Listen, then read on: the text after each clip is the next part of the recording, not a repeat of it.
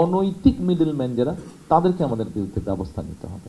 আমাদেরকে উৎপাদন না বাড়ালে আমাদের কোনো উপায় নেই, কিন্তু কাজে আমাদেরকে উৎপাদন বাড়ানোর মূল আরেকটা কৃষক কার্ডের, কৃষি কার্ডের, ফার্মার্স কার্ডের লক্ষ্য হচ্ছে উৎপাদন বাড়ানো। যে কোনো একটা প্রোডাক্ট যদি প্রোডাকশন পয়েন্ট থেকে কনজামশন পয়েন্ট পর্যন্ত আসতে অনেক ধরনের মিডলম্যানের কারণে প্রোডাকশন পয়েন্টে কোনো একটা, এটা সাপ্লাই চেইন হলো, আপনি যেটা বলছেন নট এগ্রিকালচার, সাপ্লাই চেইন, এটা মার্কেটিং।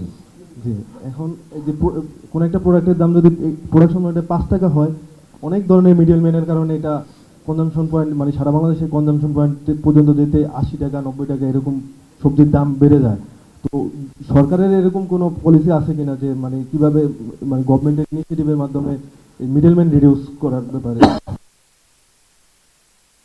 আপনার প্রশ্নটা মনে হয় ঠিক সাথে রিলেট, বাট ডাইরেক্টলি না, এটা মার্কেটিং পলিসির সাথে।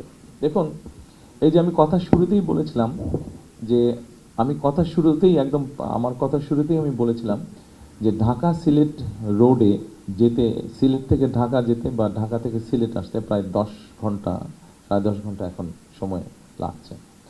আপনি চিন্তা করেন, আপনি সিলেটের বিভিন্ন জায়গা থেকে যদি আপনি শাক সবজি নিয়ে একটা ট্রাককে ঢাকায় পাঠান, এটা যদি 4 থেকে 5 ঘন্টার মধ্যে পৌঁছে যেতে পারত, রাস্তাটা যদি স্মুথ থাকতো, ভালো থাকতো, তাহলে ওই লোকটার তেল খরচ কম হতো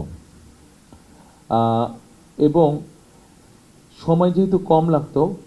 5 ঘন্টায় যদি ওর 1% শাকসবজি নষ্ট হয়, 10 ঘন্টায় দেখা যাবে হিট এবং বিভিন্ন কারণে ওর হয়তো 5% শাকসবজি নষ্ট হয়ে গিয়েছে, গরম সব কিছু মিলিয়ে। তার মানে এটাও কিন্তু একটা ম্যাটার করছে, কমিউনিকেশন ব্যবস্থাটাও কিন্তু একটা ম্যাটার করছে যে আপনার জিনিসপত্রকে। এবং রাস্তা যেহেতু খারাপ, ওর গাড়ি চলতে গিয়ে গাড়ি বিভিন্নভাবে ক্ষতিগ্রস্ত হচ্ছে। ক্লিংকার বেশি থাকলে সিমেন্ট বেশি খাঁটি। আনোয়ার সিমেন্ট।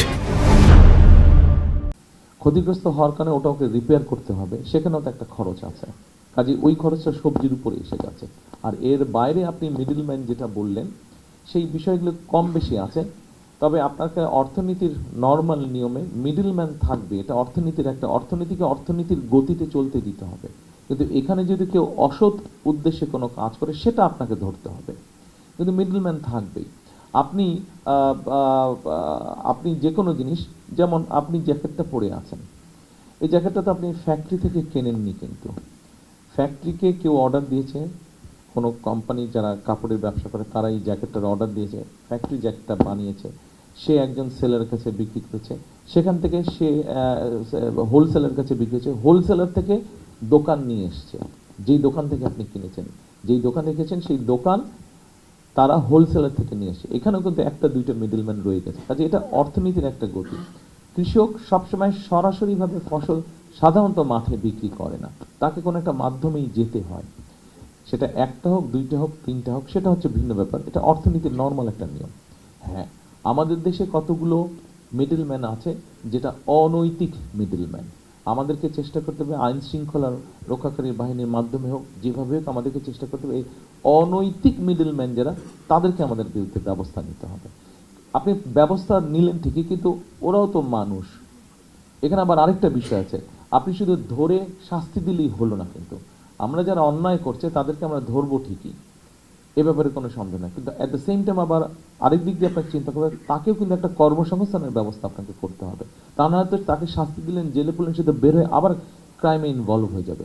কাজে সেই জন্যই এই যে একটা প্রশ্ন এসেছিল আমাদের, যে ইয়াং ছেলে মেয়ে হোক বা যেটাই হোক, তাদের কর্মসংস্থানের কী ব্যবস্থা। আমি কর্মসংস্থান ব্যাপারে আরও প্রশ্ন আশা করেছিলাম আমি আপনাদের কাছে। এনিওয়ে, তো এখন এইভাবে আমরা জিনিসটাকে আমাদেরকে চেক করতে হবে, ঠিক আছে? এইভাবে চেক করতে হবে কীভাবে জিনিসের দাম কমানো। আর জিনিসের দাম কমানোর আরেকটি বিষয় আছে, আমাদের কাছে একটা প্রশ্ন এসছে যে ফ্যামিলি কার্ডের, আমরা কিন্তু আরেকটা কার্ড ইন্ট্রোডিউস করতে চাচ্ছি, সেটা হচ্ছে যে ফার্মার্স কার্ড বা কৃষক কার্ড। এই কার্ডটার অন্যতম দুটো মেইন উদ্দেশ্য, একটা হচ্ছে কৃষকদের পাশে দাঁড়ানো, অ্যাকচুয়ালি দাঁড়ানোর মতন করে দাঁড়ানো। কারো যদি 5 টাকার সহযোগিতা লাগে, আপনি যদি তাকে 1 টাকা দেন, তার সহযোগিতা হচ্ছে না। আপনি 5 টাকার প্রয়োজন সহযোগিতা, আপনি 5 টাকা দিতে না পারলে অন্তত 4 টাকা পর্যন্ত আপনি দেওয়ার ব্যবস্থা করেন, কিন্তু সঠিকভাবে দেওয়ার ব্যবস্থা করেন। আমাদের লক্ষ্য হচ্ছে এটা 1 নম্বর। দ্বিতীয় লক্ষ্য হচ্ছে কৃষক কার্ডের মাধ্যমে, সেটা হচ্ছে যে প্রোডাকশন বাড়ানো।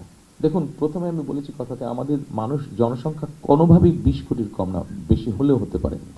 আমাদের জনসংখ্যা পৃথিবীর 8ম বৃহৎ জনসংখ্যা, মানে population wise we are the 8th largest country in the world. তো এখন এই জনসংখ্যাকে তো যদি আপনি মোটামুটি ন্যায্য মূল্যে খাদ্যশস্য সরবরাহ করতে চান, তাহলে অবশ্যই আমাদেরকে উৎপাদনও বাড়াতে হবে।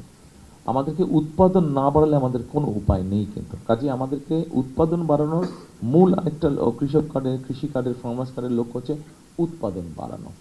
সেটা আরেকটা বিষয়, সেটা প্রশ্ন থাকলে, সময় থাকলে বা প্রশ্ন থাকলে